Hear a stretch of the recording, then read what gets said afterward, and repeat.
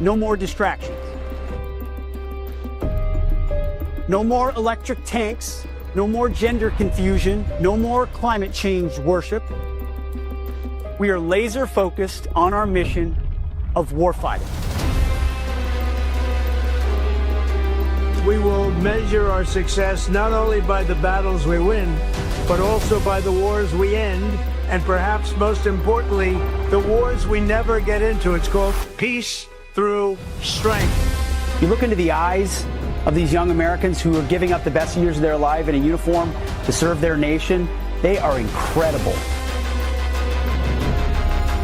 Through our power and might, we will lead the world to peace. Our friends will respect us, our enemies will fear us, and the whole world will admire the unrivaled greatness of the United States military.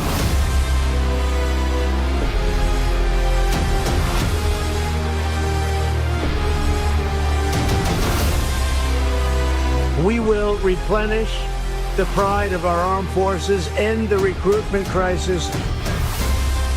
We don't fight because we hate what's in front of us. We fight because we love what's behind us. God bless you. God bless our armed forces. God bless our men and women serving overseas. And God bless the United States of America.